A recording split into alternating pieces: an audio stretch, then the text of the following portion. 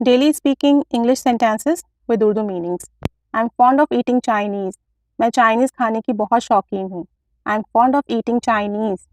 It's not mine, ये मेरा नहीं है। It's not mine. Her character is impeccable. उसका किरदार बेदाग है, शफाफ है, साफ है।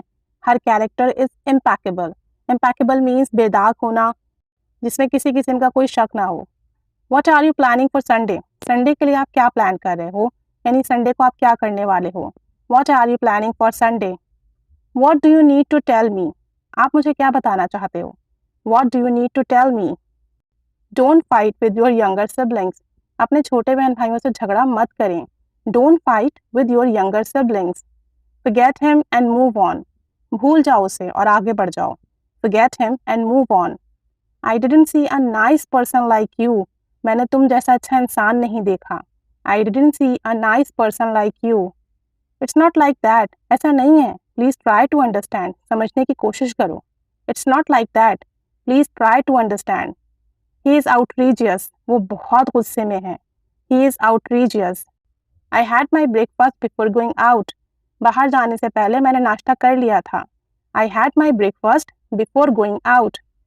Your phone is ringing, please pick it up. आपका फोन बज रहा है, इसे उठा लीजिए, यानी कि फोन उठा लीजिए, कॉल रिसीव कर लीजिए। Your phone is ringing, please pick it up. I have invited all my fellows. मैंने अपने तमाम दोस्तों को बुला लिया है, इन्वाइट कर लिया है। I have invited all my fellows. I don't want to apologise. मैं माफ़ी नहीं मांगना चाहता या चाहती। I don't want to apologise. Yesterday I had a nightmare. कल मैंने एक बहुत बुरा ख्वाब देखा। नाइटमेयर मीन्स बहुत बुरा ख्वाब। Yesterday I had a nightmare। I have been to Lahore many times। मैं बहुत मरतबा लाहौर जा चुका हूँ या जा चुकी हूँ। I have been to Lahore many times। Have you ever eaten pasta here? क्या तुमने यहाँ कभी पास्ता खाया है? Have you ever eaten pasta here? Regularity is the most important quality।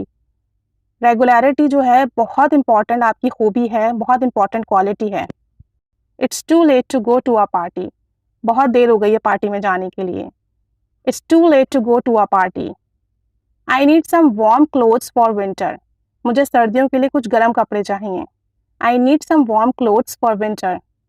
Don't be so hasty। इतनी जल्दी मत करें। Don't be so hasty। Please get up, otherwise you will be late for the office। मेहरबानी करके उठ जाइए, वरना आप ऑफिस के लिए आपको देर हो जाएगी। Please get up, otherwise you will be late for the office। Did you reply to him? क्या तुमने उसे जवाब दिया? Did you reply to him? Today was the hottest day of the year। आज का दिन साल का सबसे ज़्यादा गर्म दिन था। Today was the hottest day of the year। Children have been waiting for you for 1 hour। बच्चे 1 घंटे से आपका इंतज़ार कर रहे हैं। Children have been waiting for you for 1 hour। I couldn't arrange funds। मैं funds arrange नहीं कर सका। I couldn't arrange funds। He is famished। उसे बहुत भूख लगी है। He is famished। I need to tell you about her। मैं आपको उसके बारे में कुछ बताना चाहता हूँ। I need to tell you about her। Sometimes silence makes things right। बाज़ औक़ात खामोशी चीज़ों को बेहतर कर देती है। Sometimes silence makes the things right। You should have told us before। आपको हमें पहले बताना चाहिए था। You should have told us before। You used to play cricket। तुम तो क्रिकेट खेला करते थे। So why have you stopped playing? तो तुमने क्रिकेट खेलना क्यों छोड़ दिया? So why have you stopped playing?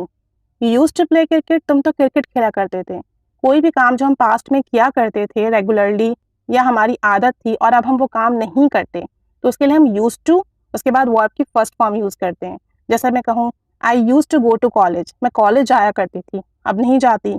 I use to wake up early in the morning. मैं सुबह जल्दी उठा करती थी, अब नहीं उठती। तो इसलिए कह रहे हैं you use to play cricket. आप तो क्रिकेट खेला करते थे। So why have you stopped playing? आपने क्रिकेट खेलना क्यों छोड़ दिया?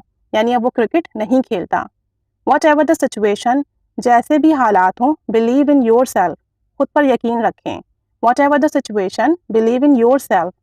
नो इफ्स एंड बट्स, कोई अगर मगर नहीं। No ifs and buts.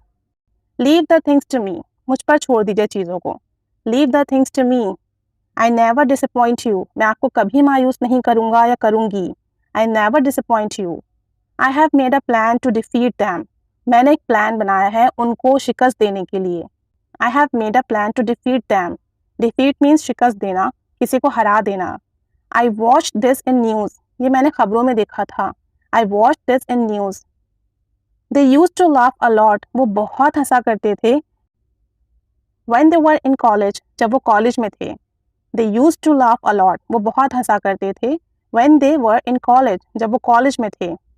I gave up and won't try it again.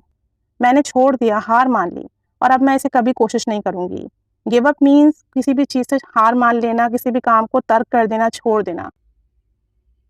Past का सेंटेंस इसलिए गिव अप यूज हुआ है। आई गिव अप, मैंने तर्क कर दिया, छोड़ दिया, हार मान ली। And won't try it again, और अब मैं दोबारा इसे ट्राई नहीं करूंगी। शी मिस अंडरस्टूड यू, उसने आपको गलत समझा। She misunderstood you. I don't want to talk to him again, मैं उससे दोबारा बात नहीं करना चाहती। I don't want to talk to him again, मैं उससे दोबारा बात नहीं करना चाहती। तो ये कुछ डेली स्पीकिंग इंग्लिश सेंटेंसेज हैं जो हम सब अपनी कॉन्वर्जेशन में कहीं ना किसी सिचुएशन में बोलते हैं। तो इन सेंटेंसेस को प्रैक्टिस कीजिए। 2 से 3 बार आप प्रैक्टिस कर लेंगे ना, तो आप इन सेंटेंस को बोलने के आदी हो जाएंगे और अपनी कॉन्वर्जेशन में बआसानी यूज़ कर सकेंगे। जितना प्रैक्टिस करेंगे उतनी ही आपकी जल्दी इंप्रूवमेंट आएगी। So keep staying with us, keep practising English, keep watching videos. Thanks for watching.